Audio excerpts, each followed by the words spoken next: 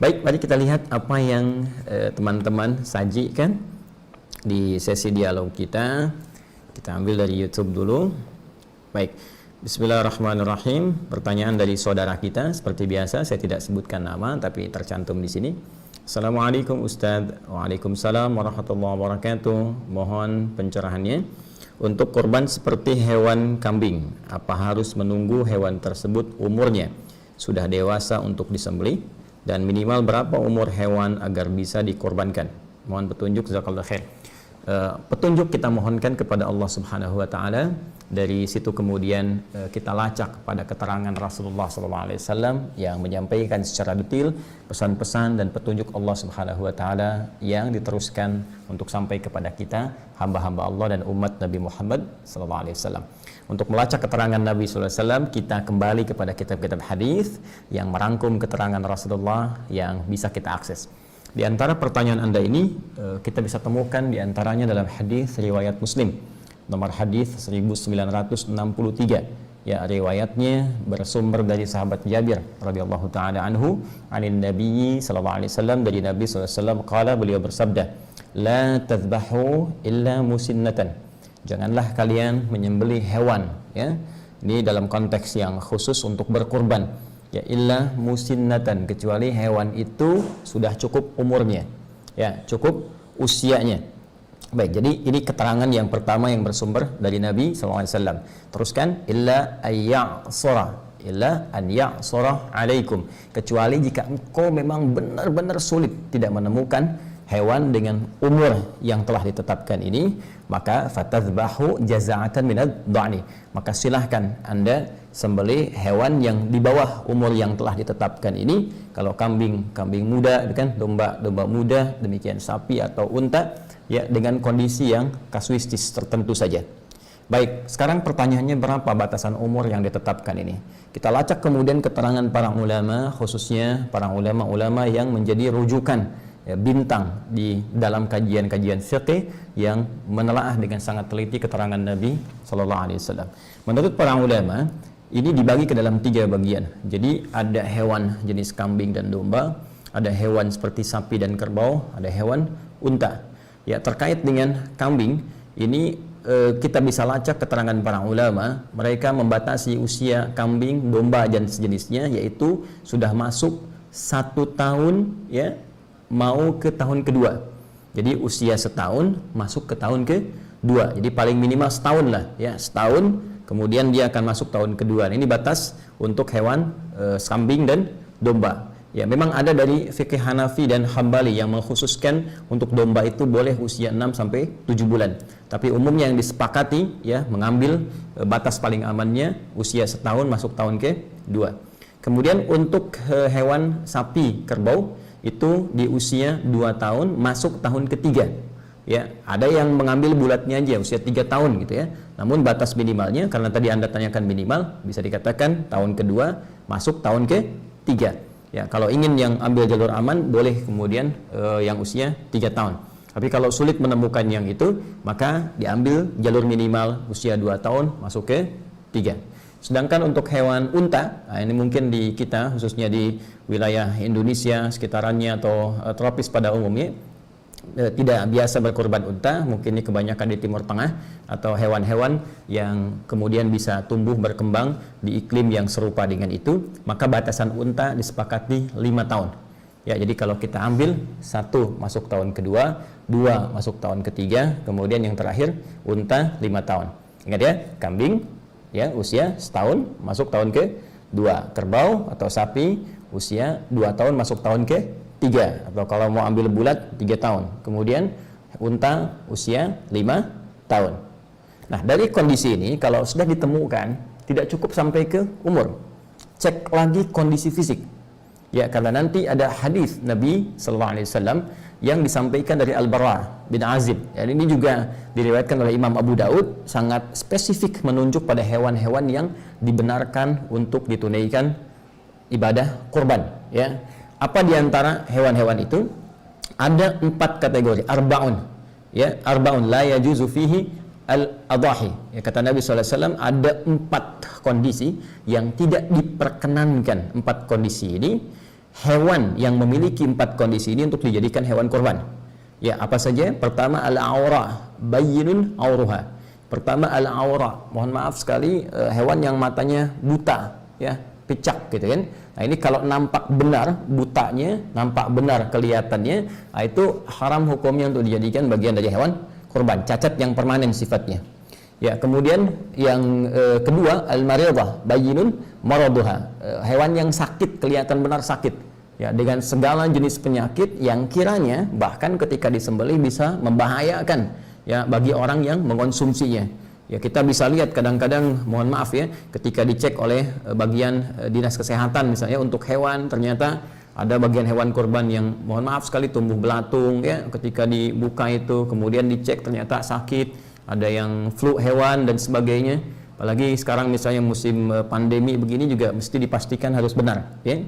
Kemudian juga yang ketiga adalah pincang ya, yang jelas kepincangannya. Jadi karena kondisi tertentu cacat permanen di salah satu kakinya misalnya, ini nggak boleh juga ya. Kemudian yang keempat, ini yang tidak kalah penting, kurus ya, terlampau kurus. Jadi hewan yang la tanqa, al-kasir alladzi la tanqa, hewan yang terlampau kurus yang nggak ada dagingnya. Ya, hati-hati, ini sangat sensitif sekali masalah ini, karena kurban pertama yang diperintahkan oleh Allah kepada 2 anak Nabi Adam alaihi assalam ya, itu terkait dengan spesifikasi yang dimaksudkan. Nanti ada di Quran surah ke-5 ya, Al-Maidah ayat ke-27. Watsdu alaihim naba abnai Adam bil haqq ya idh qarraba qurbanan fatuqabbala min ahadihima wa lam yutaqabbal min al-akhar. Watsdu alaihim naba abnai Adam bil haqq. Ya Muhammad sallallahu alaihi wasallam, coba bacakan, pahamkan ya, sampaikan kepada umatmu supaya mereka memahami, mengerti tentang kaidah kurban yang pertama kali diperintahkan pada 2 anak Adam alaihissalam. Kisahkan kisah kedua anak ini dengan kisah yang sesungguhnya, sebenar-benarnya. Ya, kenapa ada kalimat bil haqq itu ya, karena memang banyak versi Israiliyat yang menceritakan kisah pengorbanan ini dengan kisah-kisah yang terlampau jauh dari kebenaran. Karena itu diminta Rasulullah SAW untuk meluruskan kembali sehingga kisahnya bisa benar. Di antara yang paling penting pada kisah ini adalah idh qarraba qurbana, ketika keduanya diperintahkan oleh Allah untuk menghadirkan kurban demi menyampaikan hasil putusan ya dari keinginan keduanya untuk bisa menikahi salah satu pasangan yang diperselisihkan. Ya, telah ditetapkan yang satu secara silang, kan?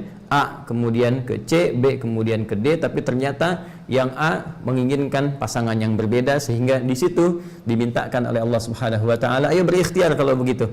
Ya, nanti yang paling serius, yang paling benar, yang paling bagus takwanya, dia bisa mendapatkan apa yang dia inginkan.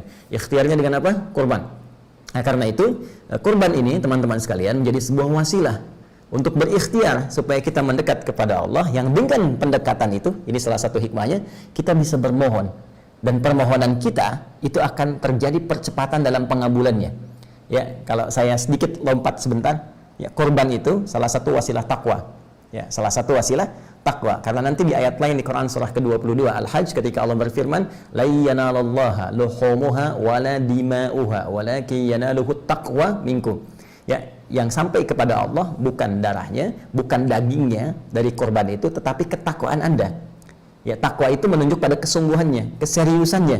Nah, jadi nanti yang dilihat dari 2 anak cucu Adam ini, ya, jadi bukan sekedar apa yang dikorbankan, tapi keseriusan yang menjadi gambaran dari nilai takwa yang tersemai di dalam jiwa.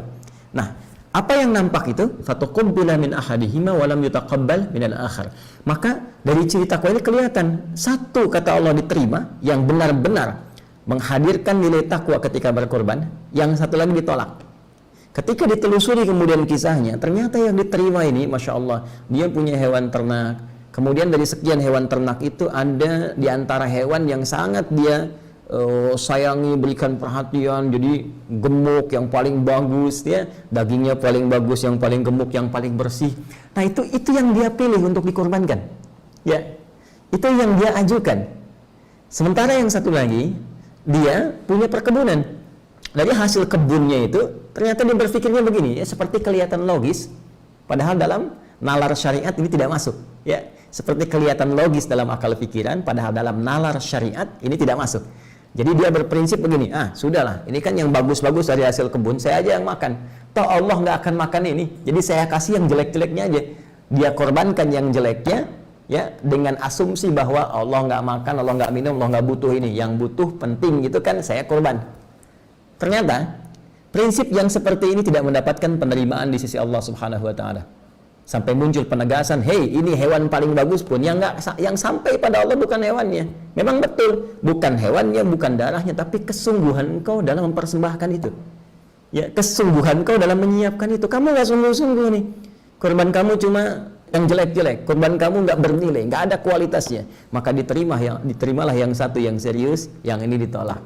Dari sinilah kemudian muncul syariat kemudian sampai kepada kita untuk menunjukkan kesungguhan dalam berkorban. Jadi jangan sampai begini, cari yang biasa-biasa, apalagi punya aib yang 4 tadi, ya. Karena ini murah misalnya, ambil. Ini yang pincang aja, harganya diskon 50%. Nah, itu nggak bisa. Ya, maka orang-orang yang berkorban dari hasil-hasil yang tidak baik, maka sudah pasti tidak akan mendapatkan penerimaan dan tempat di sisi Allah Subhanahu wa taala. Termasuk dikiaskan kepada harta yang dibelanjakan untuk korbannya. Ini juga menjadi penting. Ya, awas, hati-hati, uang hasil korupsi nggak boleh pakai kurban. Ya, uang hasil rampokan, uang hasil pencurian, hasil riba, hati-hati. Ya, nah, jadi ambil yang paling halal yang bisa Anda persembahkan untuk kurban itu. Itu yang akan dilihat oleh Allah Subhanahu wa taala. Jika itu terjadi, nabung, masya Allah, ya. Bahkan ada yang mencoba berpindah dari kegiatan yang nggak bagus kepada yang bagus. Ya, misal biasa merokok, mohon maaf ya, tiba-tiba dia pengen beralih, uang itu dia tabung tuh, tabung terus beli hewan kurban. Wah, itu luar biasa tuh. Ya, itu luar biasa. Nah, apalagi dari Anda nabung yang paling halal, paling baik, ya, alih-alih beli dunia, Anda belikan hewan kurban. Kemudian di situ ketika disembelih, Anda berdoa. Masih ingat tadi? Yang dilihat takwanya. Ketika takwa itu muncul, perhatikan Quran surah kelima Al-Maidah ayat 35. Ya ayyuhalladzina amanu ittaqullah wabtaghu ilaihil wasilah. Hai orang-orang beriman, tingkatkan takwamu kepada Allah dan jadikan peningkatan takwa itu sebagai wasilah untuk mencari apa-apa yang engkau ingin harapkan. Jadi ketika itu sudah selesai kurban, langsung berdoa. Minta sama Allah.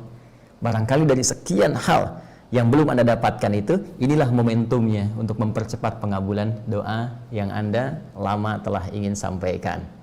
Nah, jadi itu dari segi umur, kemudian dari segi fisik. Dan untuk fisik saya sempurnakan dulu. Jadi ada yang dibenarkan, boleh, itu yang sempurna, hilang dari cacat, bagus dan sejenisnya. Dan yang kedua yang makruh, ya, ada yang hewan-hewan yang dimakruhkan seperti cacat-cacat ringan. Di tanduknya misalnya ada goresan, kan? Misal ada kakinya lecet yang bukan permanen tapi terlihat misalnya ada cacat, ya, walaupun sedikit itu makruh. Sementara yang haram tadi yang 4, yang jelas butanya, jelas sakitnya, kemudian jelas pincangnya, permanen, kemudian kurus, tidak berdaging. Nah, untuk itu sekarang persoalannya, anggarannya ada berapa? Bikin kalau ingin berkurban, dari anggaran yang ada, cari hewan yang paling bagus dengan anggaran itu. Saya punya 2,5 juta Ustaz, baik, berangkat, cari 2,5 juta yang paling bagus, ya, di kualifikasi itu. Demikian seterusnya, dan semoga Allah mengabulkan ikhtiar kita, menerima ibadah kita, memaafkan kita, dan menyempurnakan seluruh apa yang kita mohonkan berada dalam nilai-nilai kebaikan. Adi Hidayat, subhanakallahumma wa bihamdika, asyhadu an la ilaha illa anta astaghfiruka wa atubu ilaik. Assalamualaikum warahmatullahi wabarakatuh.